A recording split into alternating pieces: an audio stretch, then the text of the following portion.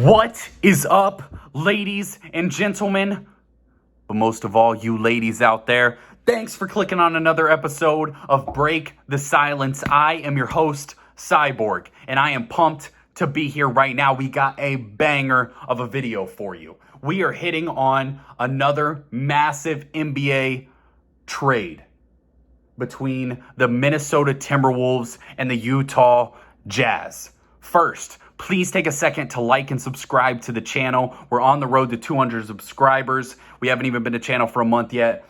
So please take a second to like and subscribe because we're grinding, we're growing. We're hitting all the free agency news. DeJounte Murray, Jalen Brunson, Malcolm Brogdon, Kevin Durant, Kyrie Irving, Russell Westbrook, John Wall. We've talked it all in our previous videos. So please take a second to watch those. I think you'll enjoy the content, and we're going to continue to do so. I have a little bit of a unique perspective on this. My dad and my brother are both Utah Jazz fans. The first basketball game I ever went to was the Utah Jazz against the Los Angeles Lakers. When the Utah Jazz had, and you can't see, Karl Malone, John Stockton against Shaq and Kobe on the Lakers. I was very young, but that was the first game I ever went to in Salt Lake City. So I'm going to look at this from both perspectives, both the Jazz and the Timberwolves, because I think this is a very interesting trade when you look at it from both perspectives. But the Minnesota Timberwolves gave up Malik Beasley, Patrick Beverley, Walker Kessler, who was the 22nd pick in this draft that just happened, Jared Vanderbilt, and 4 first-round picks, 3 of them unprotected. One of them was top 5 protected. I believe that was the one in 2029. Now, we knew that there was beef between Rudy Gobert and Donovan Mitchell. And the thing that you notice is that neither of them were coming out and blatantly saying, no, I love that guy, or completely denying the rumors. A little bit of a where there's smoke, there's fire case there. We also saw stats come out that Mitchell doesn't pass to Rudy Gobert hardly at all. And it just seems like a lot of weird things were happening. To me, this seems like the Jazz stepping forward saying Donovan Mitchell is our franchise player and we're going to build around him. And they got a ton of assets in this trade. They also got a first-round pick for trading Royce O'Neal yesterday.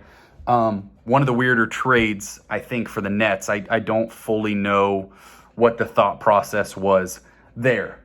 But let's talk a little bit about Rudy Gobert and break down a couple things. Now, I have a couple advanced metrics here. So if you don't like statistics and facts and you're more of a, feelings kind of guy or gal, look away. Rudy Gobert averaged 15.6 points, 14.7 rebounds, and 2.1 blocks last year. He's a 3-time Defensive Player of the Year. He was first in rebounding percentage, third in defensive win shares, second in defensive rating. The Jazz, when Rudy Gobert was on the court, were first overall in defensive rating, and when he was off the court, they dropped to 21st. What do those statistics tell you? Am I someone who believes that the analytics are everything? No. But I do believe that they can tell part of a story and talk about how effective Rudy Gobert is as a defensive player in the regular season. Now, something I want to keep in mind there is that I'm saying in the regular season. And the reason that I point that out is because when you are in a playoff series, your weaknesses are exposed. We just watched the NBA Finals. The Boston Celtics turnover weaknesses and maybe lack of a ball handler, a true ball handler, really came back to bite them in the butt, and those weaknesses were exposed. We watched the Utah Jazz with Rudy Gobert out on the court, not this year, but the year before against the Clippers. Gobert really got exposed on defense, and it's not because Gobert isn't a good defender, it's because he's a poor perimeter defender, and it left so many wide open corner threes, and the Jazz really couldn't counter it unless you take Rudy Gobert off the court, which with how much you're paying him and what he means to your team, that's almost impossible to do. So this has me really interested to see how he fits in on the Timberwolves. Now, something to keep in mind, Anthony Edwards said last year that Rudy Gobert, and I quote, "He don't put no fear in my heart."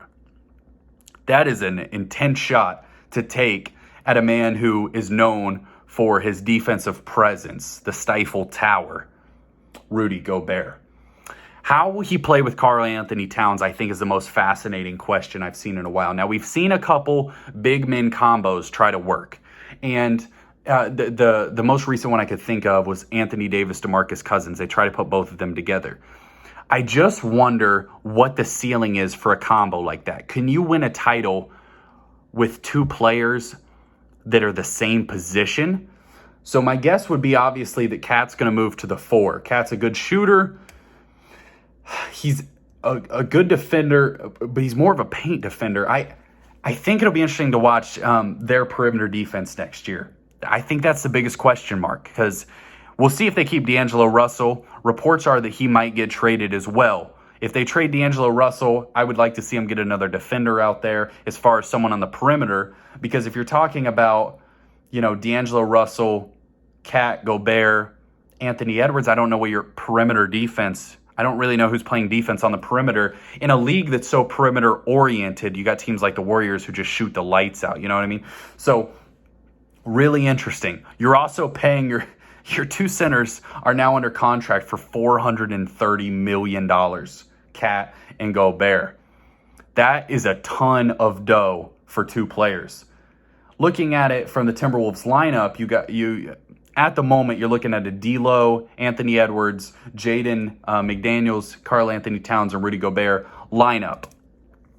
And that could be interesting. That could be really interesting. I think it's certainly must-watch TV. And as an NBA fan, I always think that when there is chaos and players move around, not only is it good for the league, but it's also really interesting to watch.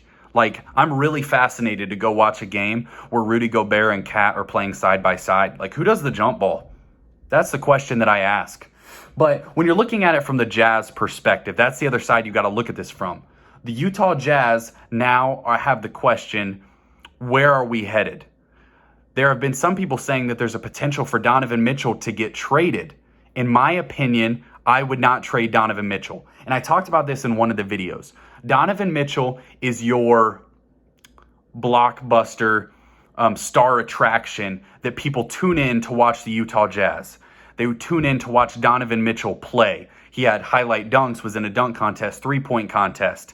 He's kind of got that, he had 50-point playoff games against Jamal Murray in the playoffs. So you tune in to watch Donovan Mitchell play. And if you get rid of someone like that, the chances that you get someone as good as Donovan Mitchell in the draft or anything like that is pretty unlikely. But maybe you do completely retool. If you could get crazy assets for Donovan Mitchell. The other interesting aspect, briefly, that I'm going to touch on, we just saw what Gobert went for, 4 first-round picks and 5 players. 4 players. What is Kevin Durant going to go for if that's what it took to get Rudy Gobert?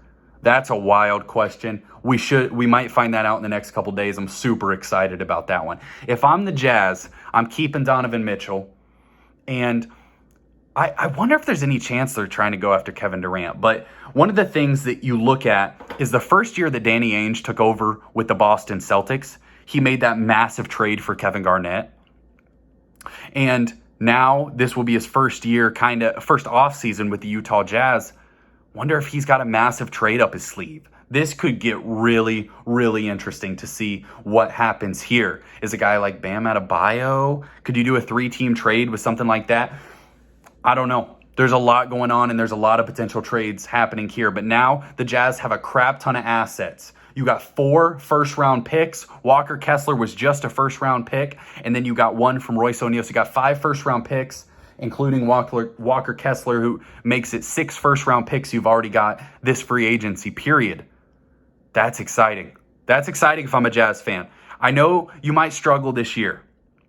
You might struggle next year. But, man, you have a bright future because your management made a decision that we're not going to be stuck in mediocrity. I talked about this in one of the other videos. The worst place in the world to be is in the middle.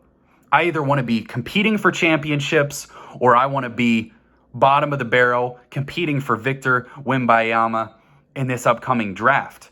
You don't want to be stuck in the middle like the Cincinnati Bengals were for so many years before they ultimately tanked and got Joe Burrow, Jamar Chase. And that's what is interesting about the Jazz here. I think they might have something up their sleeve, and I'm really excited to see what it is. Anyway, that's all we got for you today. Please like and subscribe to the channel. Got more content ahead. Appreciate you watching. Cyborg out.